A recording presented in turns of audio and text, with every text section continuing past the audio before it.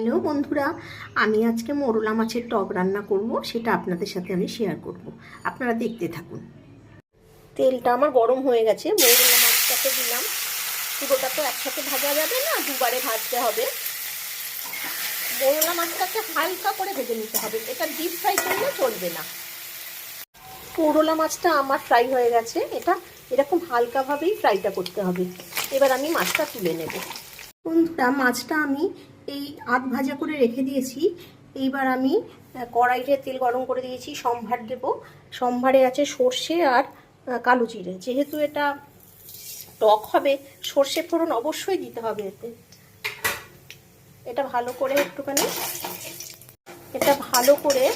করে নিতে হবে, ভেজে নিতে হবে।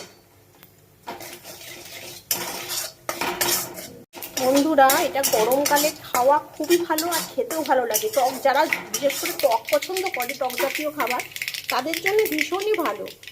এই টকটা গরমকালে বেশ ভালোও লাগে। আমি এর মধ্যে টমেটো আর কাঁচা লঙ্কা দিলাম।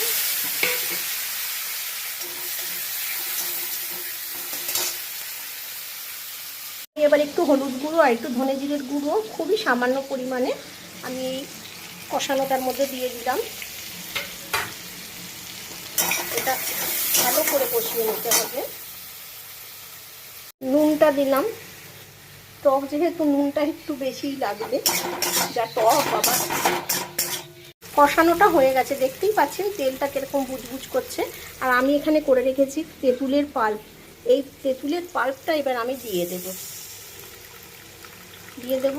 তার সাথে একটু জলও দিয়ে দেবো, মানে মাছটা ফুটবে তো। এই জলটা আমি দিয়ে দিলাম। তার সাথে মাছগুলোও দিয়ে দিলাম। যেহেতু মাছটা পুরো ভাজা না, একটু ভাজা কম, মাছটা ফোটাতে হবে বেশ খানিকক্ষণ। মাছের টকটা হয়ে গেছে, এবার আমি নামিয়ে নেব। এটা হয়ে গেছে, এইটুকু ঝোল থাকবে। মাছের টকটা আমার কমপ্লিট। এইরকম দেখতে হয়েছে। বন্ধুরা, গরমকালে পারলে এই টক জিনিসটা আপনারা খেয়ে দেখবেন, সত্যি ভালো লাগে খেতে। এটা একবার করে খাবেন আর আমাকে অবশ্যই জানাবেন।